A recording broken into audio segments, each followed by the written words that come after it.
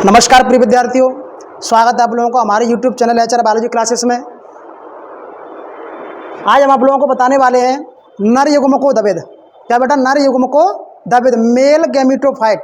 यानी आप लोगों को मैंने पहले की वीडियो बता दिया था बेटा, मैंने परागकण की संरचना, पॉलन ग्रेन की संरचना। तो परागकण की जो संरचना होती है, मैंने इसमें आप लोगों को बताया परागकण क्या होता है, कहाँ पर पाए जाते हैं, ये सारी चीज़ें मैं आप लोगों को बताई थी मैंने। आज हम आप लोग बताने वाले हैं कि यानी नर युग्मकोद्भिद यानी नर युग्मक का निर्माण होता कैसे है, नर युग्मकोद्भिद की प्रक्रिया। चलिए शुरू करते हैं आप लोग। चलिए, टॉपिक क्या अपना? नर युग्मकोद्भिद। क्या बेटा? नर युग्मकोद्भिद, मेल गैमेटोफाइट। ठीक है ना, मेल गैमेटोफाइट। ये आप लोगों का नर युग्मकोद्भिद की प्रक्रिया। तो नर युग्मकोद्भिद की प्रक्रिया बड़ा संपन्न कहाँ होती है? तो नर युग्मकोद्भिद होता क्या है? तो नर युग्मकोद्भिद का मतलब होता है, यह नाम तो स्पष्ट है, नर युग्मक धन उद्भव।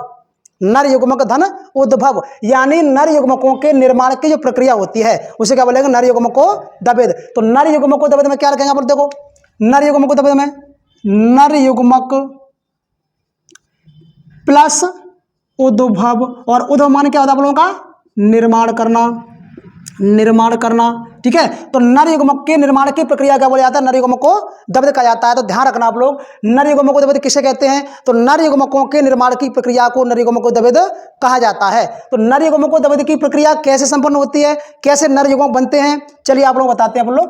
तो सबसे पहले आप लोग ध्यान रखें बेटा कि नर युग्मकोद्भिद की प्रक्रिया, नर युग्मकोद्भिद की पहली कोशिका, नर युग्मकोद्भिद का निर्माण होता किससे है? मेल गैमेटोफाइट का निर्माण किससे होता है? तो ध्यान रखें आप लोग, मेल गैमेटोफाइट का निर्माण किससे होता है आप लोगों का? यानी एक कोशिका होती है, मैंने आप लोग कल बताई थी, परागकण।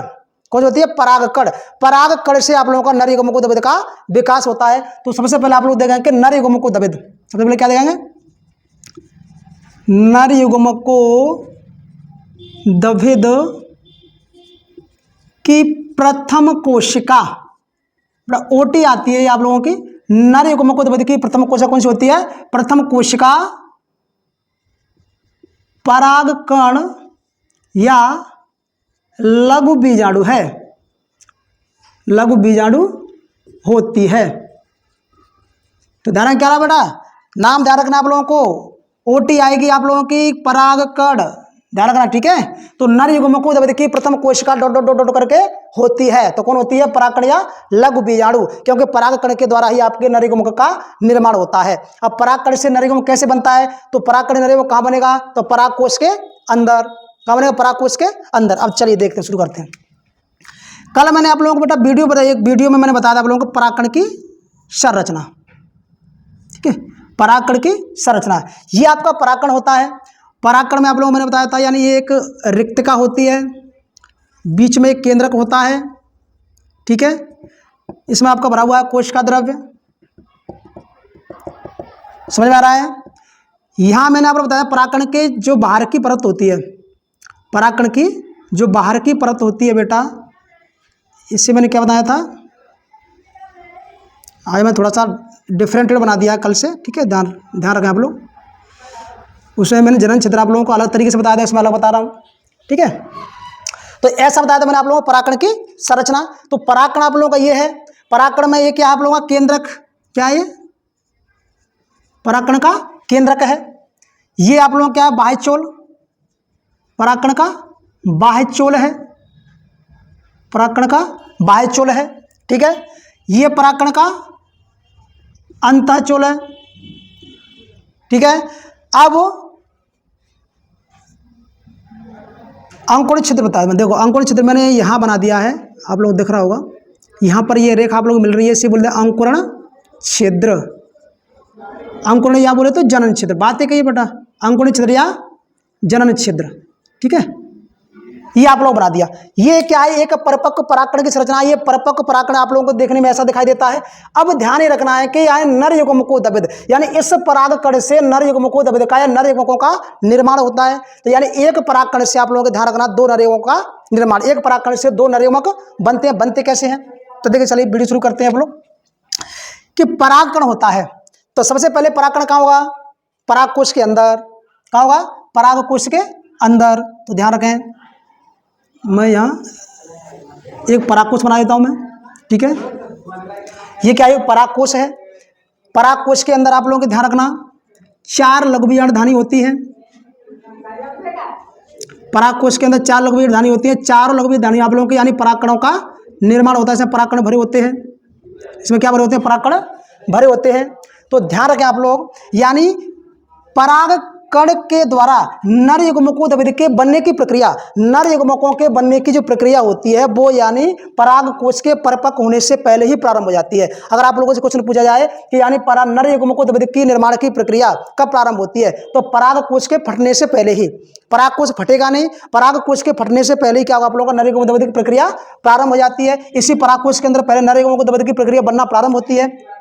तो होता क्या है, देखिए चलिए, कि आप लोगों का क्या है, परागकण का केंद्रक। यहाँ ये है मेन चीज, परागकण केंद्रक में आप लोगों क्या बनेगा, नर युग्मक बनेंगे।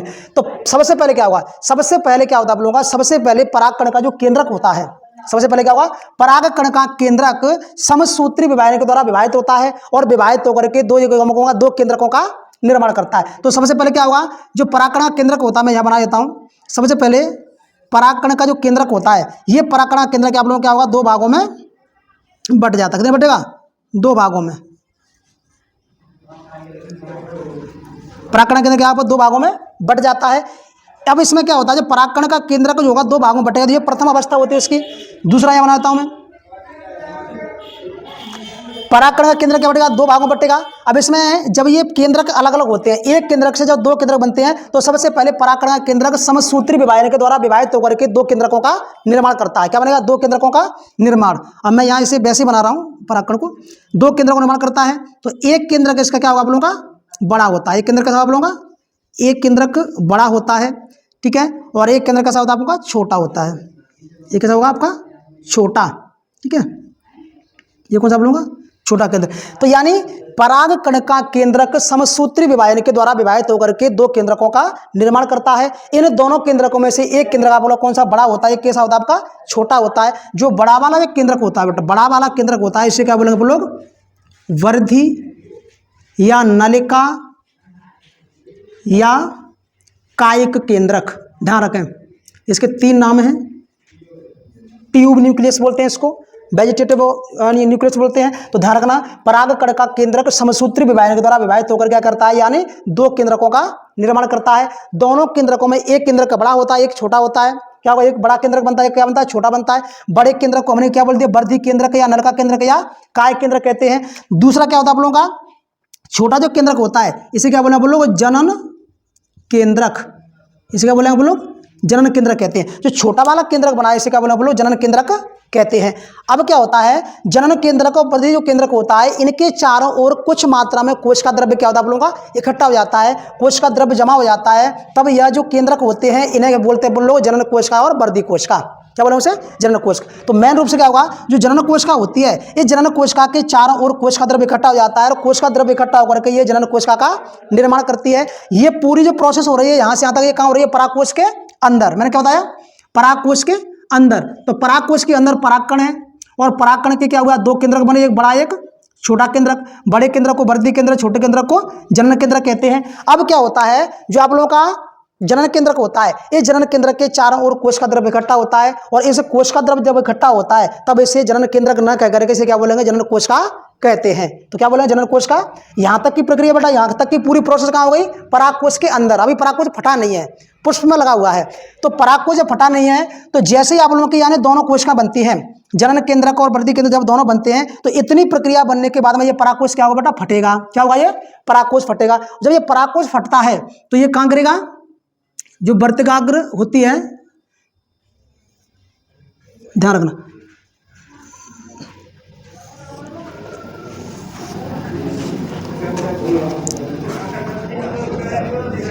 देखिए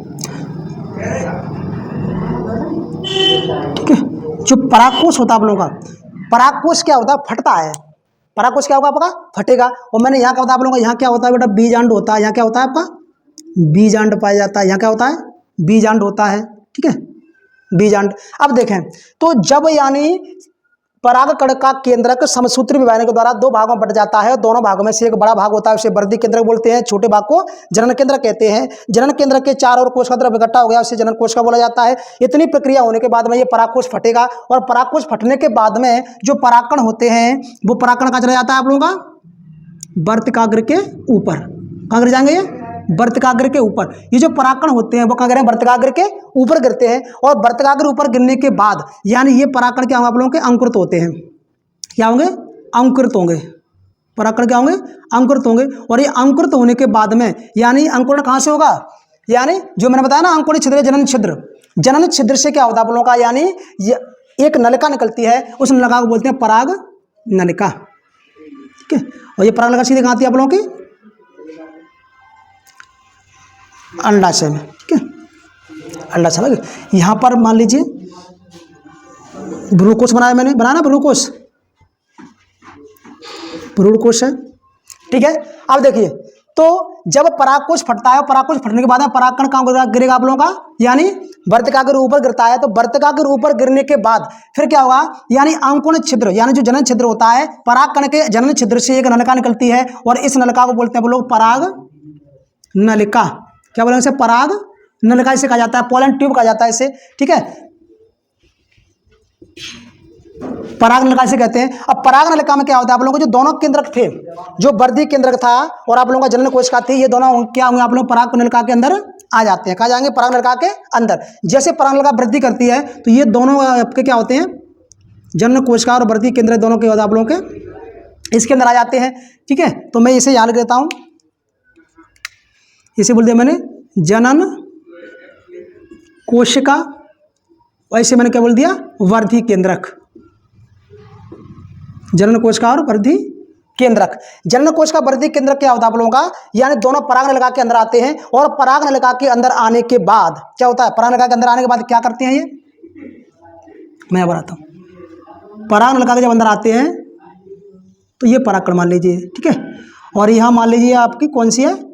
पोलन ट्यूब। ये क्या? पराग नलिका। इस पराग नलिका में आप लोगों के वृद्धि केंद्र जनन कोशिका दोनों आ गई, वृद्धि केंद्र के जनन कोशिका दोनों आ गई। ठीक है, अब दोनों आने के बाद क्या होता है? जनन कोशिका होती है बेटा। कौन सी जनन कोशिका होती है? यह जनन कोशिका क्या करती है? समसूत्री विभाजन के द्वारा दोबारा फिर विभाजित होती है, और दोबारा पुनः विभाजित होने के बाद जनन कोशिका से दो नरयुग्मकों का निर्माण होता है। क्या होता है? दो नरयुग्मकों का निर्माण होता है। ठीक है, उस जनन कोश का वृद्धि केंद्रक होता है, वृद्धि केंद्रक आप लोगों का होता है नीचे आ जाता है। तो ध्यान रखना, एक जनन कोशिका से कितने बन गए आपके नरयुग्मक? दो बन गए। इन्हें क्या बोलेंगे आप लोग? नरयुग्मक। इन्हें क्या बोलेंगे? नरयुग्मक बोल दिया इसको हमने। क्या बोल दिया? नरयुग्मक। बन गए नरयुग्मक, इसे बोलते हैं अपन नरयुग्मकों द्विविध की प्रक्रिया। ठीक है, तो जनन केंद्रक जनन कोशिका से आप लोगों के दो नरयुग्मकों का निर्माण होता है। जो वृद्धि केंद्रक होता है वो निश्चय के बाद में धीरे धीरे क्या होता है आप लोगों का? नष्ट हो जाता है। तो यहाँ से यहाँ तक की जो प्रक्रिया होती है उसे बोला नरयुग्मकों द्विविध की प्रक्रिया। अब देखिए, इसे दोबारा से एक बार फिर समझ लीजिए, इससे आपकी अच्छी समझ में आ जाएगा नरयुग्मकों द्विविध की प्रक्रिया। तो सबसे पहले आप लोगों को ध्यान रखना है कि नरयुग्मकों द्विविध क्या होता है, नरयुग्मकों द्विविध होता क्या है। ठीक है, तो नरयुग्मक द्विविध प्रक्रिया में आप लोग बता दूं कि नरयुग्मक धन उद्भव यानी निर्माण करना, नरयुग्मकों के निर्माण की प्रक्रिया को नरयुग्मकों द्विविध कहते हैं। नरयुग्मकों का निर्माण यानी पराग कोश के अंदर पराग कण के द्वारा नरयुग्मक बनने की प्रक्रिया को नरयुग्मकों द्विविध कहते हैं। नरयुग्मकों द्विविध की पहली जो कोशिका होती है जिसका निर्माण होता है नरयुग्मकों द्विविध का, जिससे तो वो कोशिका कौन सी आप लोगों की? परागकण या लघुबीजाणु, यानी परागकण के द्वारा नरयुग्मकों द्विविध का नरयुग्मकों का निर्माण होता है। पहली कोशिका कौन सी है? परागकण लघुबीजाणु होती है। इसकी प्रक्रिया प्रारंभ होगी तो पहले क्या होगा? इस सबसे पहले क्या होता है? परागकण होता है। सबसे पहले परागकण का केंद्रक क्या होता है? इसमें कौन सा विभाजन होगा? समसूत्री। परागकण का केंद्रक समसूत्री विभाजन के द्वारा विभाजित होता है। समसूत्री विभाजन होता है, इसमें समसूत्री विभाजन होता है। तो सबसे पहले क्या होगा? परागकण का केंद्रक समसूत्री विभाजन के द्वारा विभाजित होकर के दो केंद्रकों का निर्माण करता है। इन दोनों केंद्रकों से एक केंद्रक को बड़े केंद्रक को वृद्धि केंद्रक, छोटे केंद्रक को जनन केंद्रक कहते हैं। जनन केंद्रक के चारों ओर कोश का द्रव्य इकट्ठा हो जाता है। क्या होगा? कोश का द्रव्य इकट्ठा होता है। क्या होगा? कोश का द्रव्य इकट्ठा हो जाएगा, और कोश का द्रव्य इकट्ठा होने के बाद में जनन केंद्रक ना कह करके जनन कोशिका से कहते हैं। ठीक है, जनन कोशिका से कहते हैं। ठीक है, इतनी प्रक्रिया संपूर्ण होने के बाद में परागकोश फटता है, और परागकोश फटेगा तो परागकण कहाँ गिरेगा? वर्तिकाग्र के ऊपर गिरता है। कहाँ गिरेगा? वर्तिकाग्र के ऊपर गिरेगा। जैसे परागकण वर्तिकाग्र ऊपर गिरता है तो आप लोगों का जनन छिद्र होता है। जनन छिद्र से क्या होती है कि नलिका का निर्माण होता है, जिसे अपन क्या बोलते हैं? पराग नलिका। तो परागकण जब अंकुरित होता है, परागकण अंकुरित होकर एक नलिका निकालेगा, उसे बोलेंगे पराग नलिका कहते हैं। और जब पराग नलिका की वृद्धि होती है, पराग नलिका की वृद्धि के दौरान यानी जनन कोशिका से क्या होता है आप लोगों का? जनन कोशिका जो वृद्धि कोशिका होती है, ये दोनों कोशिका कहाँ जाती है? पराग नलिका के अंदर आ जाती है। और पराग नलिका के अंदर आने के बाद जो जनन कोशिका होती है, यह जनन कोशिका समसूत्री विभाजन के द्वारा विभाजित होकर के दो नरयुग्मकों का निर्माण करती है। क्या कर? दो नरयुग्मकों का निर्माण करती है। ठीक है, तो इसे क्या बोलेंगे अपन लोग? नरयुग्मक द्विविध की प्रक्रिया। तो नरयुग्मक का निर्माण हो गया। और जो वर्धी कोशिका होती है, वर्धी केंद्रक होता है बेटा, ये वर्धी केंद्रक धीरे धीरे निश्चलन के बाद में क्या होता है आप लोगों का? नष्ट हो जाता है, समाप्त हो जाता है। ठीक है, तो ये आप लोग क्या हुई? ये क्या होगा आप लोगों की? नरयुग्मक द्विविध विकास की प्रक्रिया। तो ये होगा आप लोग नरयुग्मक द्विविध का विकास। ठीक है, तो ये आपको समझ में आया कि नहीं आया? मुझे बता देना अगर समझ में नहीं आया तो। ठीक है, तो नरयुग्मक द्विविध विकास की जो प्रक्रिया होती है ये आपकी पूरी होती है। कहाँ होती है आप लोगों की? परागकोश के अंदर। आदि परागकोश के अंदर होती है, फिर आदि कहाँ होती है आप लोगों की? वर्तिकाग्र के ऊपर, पराग नलिका के अंदर। ठीक है, तो आप लोगों को आशा है कि आप लोगों को समझ में आया होगा। तो ये थी आप लोगों की आज की नरयुग्मक द्विविध के विकास की प्रक्रिया।